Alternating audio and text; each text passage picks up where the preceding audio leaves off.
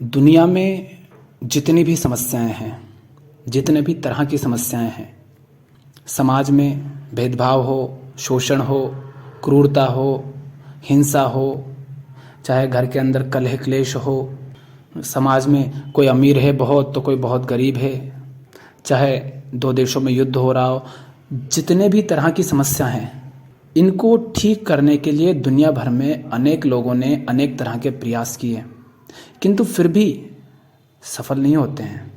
क्यों? क्योंकि ये जो समस्याएं हैं जो हमें दिखाई देती है समाज में और इंसान में और उनके संबंधों में, ये सिर्फ प्रभाव है, ये इफ़ेक्ट है। इसका कोज, इसका कारण जब तक ख़त्म नहीं होगा तब तक इफ़ेक्ट तो रहेगा ना।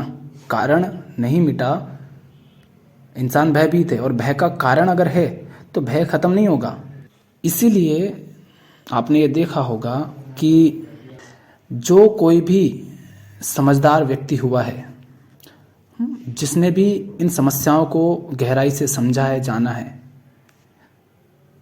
वो एक ही निष्कर्ष पर पहुंचा है, और वो ये कि जो भी समस्याएं, असमानताएं, भेदभाव, निर्धनता, जो कुछ भी दिख रहा है, ये समस्याएं आती है मनुष्य के मन से। चूंकि मनुष्य का मन भ्रष्ट है, मनुष्य का मन उलझा हुआ है, मनुष्य का मन अशांत है, मनुष्य का मन हिंसक है, और सारे कर्म तो वहीं से आते हैं।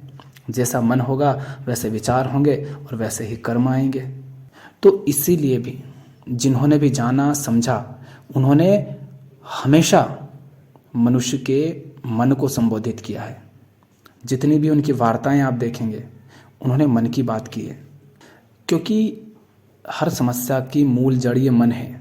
मन, सोचो ना, अगर कोई व्यक्ति प्रेमपूर्ण है तो उसके कर्म भी कैसे होंगे? क्या उसमें हिंसा होगी? क्या उसमें भेदभाव होगा? क्या उसमें असमानता होगी? नहीं होगी। और मन यदि हिंसक है तो उसके सारे कर्म हिंसा पर आधारित होंगे। तो इस मन को समझना बहुत ज़रूरी है।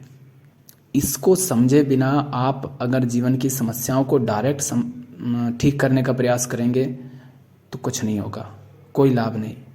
पर हम करते यही हैं। हम बहते पानी को समेटने का प्रयास करते हैं, हम उस नल को बंद नहीं करते जहाँ से बहुत तेज़ी से पानी आ रहा है, और वो नल हमारा मन है।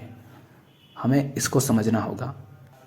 तो 4 लाइनें हैं शुरू की, जिसमें कृष्णमूर्ति मन के बारे में जो कहते हैं, बस उतनी सी बात भी अगर आप समझ लो, जैसे एक श्लोक समझ लिया अच्छा सा, वैसे इन 4 लाइनों को भी अगर अच्छे से समझ लो तो हो सकता है आप मन के बारे में कुछ समझ पाएं।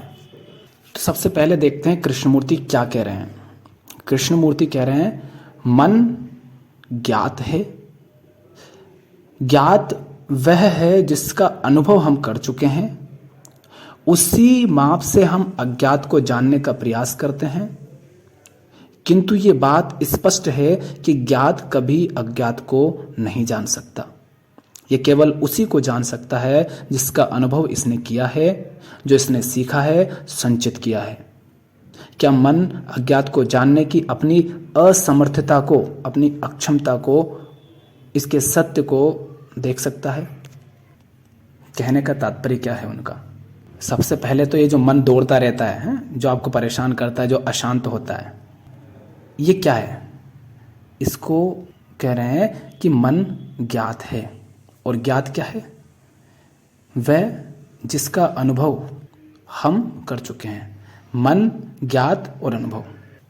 अनुभव माने आज, अभी, इसी क्षण आप जहां हो, आपके मन की जो स्थिति है, वहां से पहले जो कुछ भी आपने जाना, सीखा, वो सब आपके अनुभव में।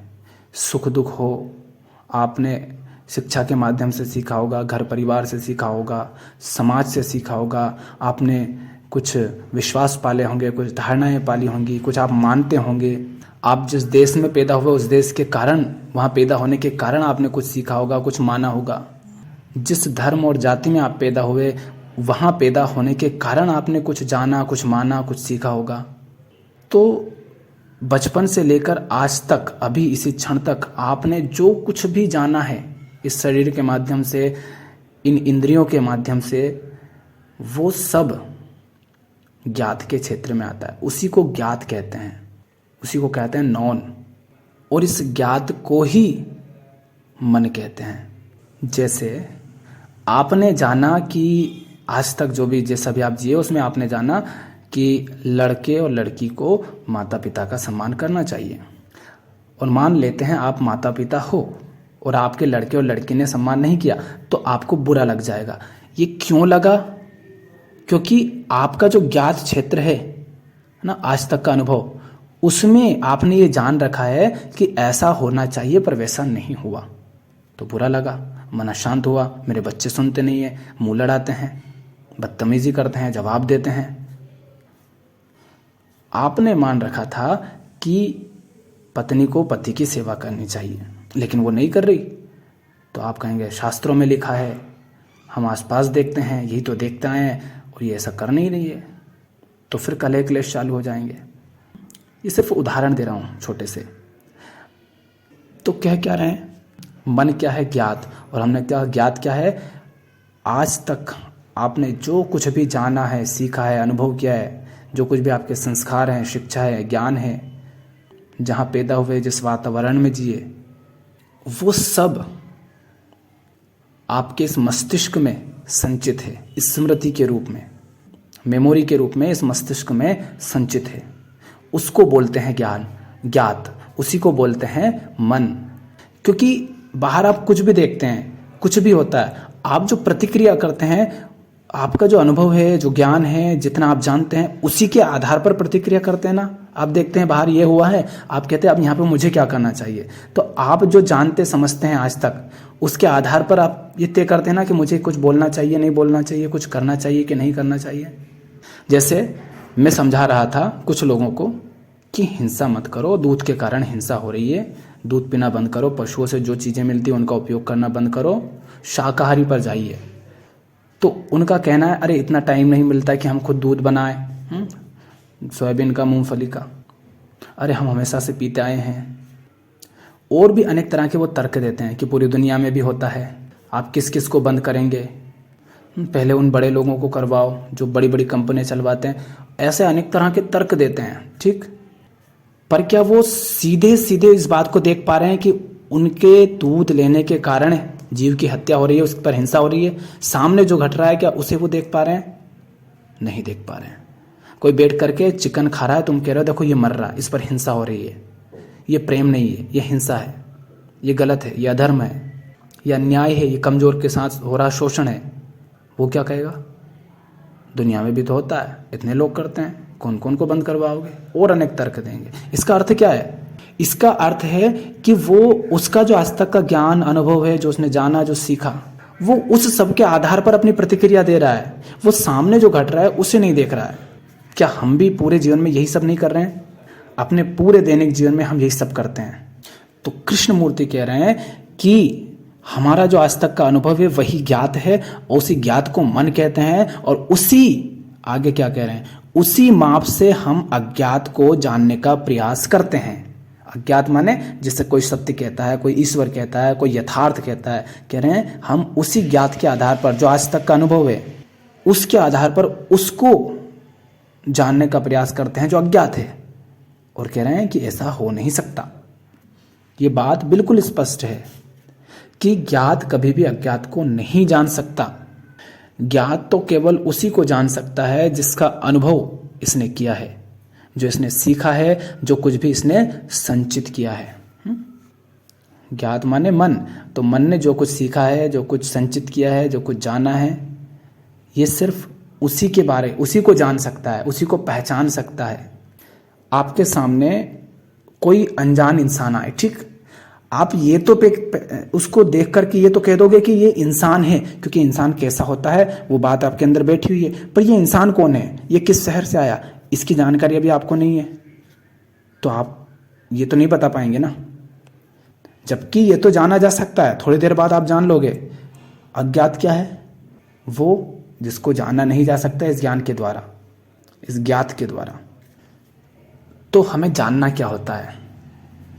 हमें माने जो कोई भी सच्चाई को, यथार्थ को, हकीकत को जानने के प्रयास में लगा है, उसको जानना होता है मन की इस असमर्थता को, मन की इस अक्षमता को कि ये जो कुछ भी ज्ञात है उसके आधार पर अज्ञात को नहीं जान सकता। इसको मानना नहीं है, आपने बस मेरी बात मान ली कि हाँ मन ज्ञात के द्वारा अज्ञात को नहीं जान सकता और आपने इसको मान लिया, ऐसे नहीं। आपको खुद अपने मन में देखना पड़ेगा, अपने मन को समझना पड़ेगा, उस पर ध्यान देना पड़ेगा कि हाँ मैं जो कुछ जानता हूं उसके आधार पर उसे कैसे जान सकता हूं जिसको अभी मैं जानता नहीं हूं। क्योंकि मन तो सिर्फ उसे ही पहचान सकता है जिसको वो जानता है। अभी मान लो आपने मुझे नहीं देखा, तो आपके सामने से मैं चाहे 50 बार निकल जाऊं, आप कैसे पहचानेंगे मुझे? क्योंकि आपका मन तो उसे ही पहचान सकता है जिसे आप जानते हैं। तो आप यदि किसी सत्य, किसी ईश्वर, किसी परमात्मा की खोज में कहीं जा रहे हैं, कुछ कर्म करके उसे पाने का प्रयास कर रहे हैं, तो आप उसे पहचानेंगे कैसे? और अगर आप उसे पहचान लेते हैं तो इसका अर्थ है कि वो पहले ही आपके मन में था, पहले से आप जानते थे और उसी की छवि आप सामने देख रहे हैं। पर जो जानते हैं वो तो अनुभव होता है, वो तो अतीत होता है, वो तो स्मृति होती है, वो सत्य थोड़ी नहीं होता है। क्योंकि स्मृति, अनुभव ही और जो ज्ञात है वही अगर सत्य होता तो वो हमारे लिए बोझ क्यों बनता, हमारे लिए अशांति का कारण क्यों बनता? तो इन 4 लाइनों में कह रहे हैं वो कि ज्ञात ही मन है। और ज्ञात क्या है? हमारा आज तक का अनुभव जो हमने संचित किया, जाना, सीखा। और इस ज्ञात के आधार पर आप उसे नहीं जान सकते जो अज्ञात है। और जब मन इस बात को समझ जाता है, इस बात को पूरी तरह से जान पाता है कि हाँ ऐसा है, तब क्या होता है? तो वो कह रहे हैं आगे कि निश्चित ही यदि मैं स्पष्ट रूप से देख लूं कि मेरा मन अज्ञात को नहीं जान सकता, यदि मैं स्पष्ट रूप से देख लूं कि मेरा मन अज्ञात को नहीं जान सकता, तो भीतर पूर्णतः मौन होता है। क्यों? क्योंकि जब मन को ये बात स्पष्ट समझ आ गई कि वो उस अज्ञात को नहीं जान सकता, तो मन के द्वारा किए जा रहे सारे प्रयास थम जाते हैं, सारा संघर्ष रुक जाता है। और उस संघर्ष के कारण ही तो मन परेशान था। जब संघर्ष रुक जाएंगे तो मन मौन हो जाएगा, मन शांत हो जाएगा। इस मौन को ही तो ध्यान कहते हैं, इसी को तो शांति कहते हैं। यदि मुझे ऐसा लगता है कि मैं ज्ञात की क्षमताओं से अज्ञात पर पकड़ बना सकता हूं, तो मैं क्या करूंगा? मैं बहुत शोर मचाता हूं फिर, क्योंकि जो ज्ञात है उसके आधार पर अज्ञात को पकड़ने की कोशिश करता हूं, फिर बातें करता हूं, मैं इस तक पहुंचने का फिर कोई ना कोई मार्ग खोजने का प्रयास करता हूं। परंतु इसीलिए तो कृष्णमूर्ति ने कहा कि कोई विधि नहीं, कोई साधना नहीं, क्योंकि आप मार्ग खोजते हैं और जो भी करेंगे आप वो तो उसी के आधार पर करेंगे ना, जो आप जानते हैं, जो आपका ज्ञात क्षेत्र है, उसी के आधार पर आप खोजने का प्रयास करते हैं। परंतु यदि मन को अज्ञात को जानने हेतु अपनी पूर्ण अक्षमता का एहसास हो जाए, यदि इसे इस बात का बोध हो जाए, मन को अगर इस बात का बोध हो जाए कि यह अज्ञात की ओर एक कदम भी नहीं बढ़ा सकता, क्योंकि कदम किधर बढ़ाना है ये तो तभी तय होता ना कि आपको बढ़ना किधर है, और आपको पता ही नहीं है कि अज्ञात किधर है, क्या है, कहाँ है, तो आप कदम कैसे बढ़ाएंगे? ये बात मन को समझ आनी चाहिए। और जब वो जानता है, ये समझ जाता है कि जिस आधार पर वो उस यथार्थ को, सच्चाई को जानने का प्रयास कर रहा है, उस ज्ञात के आधार पर नहीं जाना जा सकता, तब क्या होता है? तब मन चुप हो जाता है। मन जब ये चुप हो जाता है, इसको हताश नहीं कहते। अगर आप हताश हो गए, या आप भय के कारण चुप हैं, या आप कुछ नहीं जानते हैं इसलिए चुप हैं, कुछ नहीं समझते इसलिए चुप हैं, उस मन की बात नहीं की जा रही है।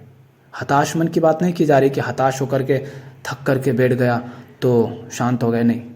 मन जब उसकी सारी भागदौड़ की व्यर्थता देख लेता है और उस दौड़ को थम जाने देता है, तब मन शांत हो जाता है, चुप हो जाता है। मन अब कुछ खोज नहीं रहा होता है, मन अब किसी प्रयास में नहीं है, मन अब कोई संघर्ष नहीं कर रहा है, क्योंकि वो जान गया है कि सारी जो खोज है उस खोज की सारी गतिविधि ज्ञात से ज्ञात की ओर ही हो सकती है, ज्ञात से ज्ञात की ओर हो सकती है। माने मन सारी गतिविधि, सारी दौड़ उसी की तरफ लगा सकता है जो पहले से ज्ञात है। जो अज्ञात है उसको तो वो जानता ही नहीं, तो उसकी तरफ दौड़ कैसे लगाएगा। तो मन की सारी दौड़, मन जो भी कल्पना करता है, जो भी छवियां बना लेता है कि हाँ ऐसा कुछ होता होगा, वैसा कुछ होता होगा, वो ज्ञात से ज्ञात की ओर ही दौड़ है मन की।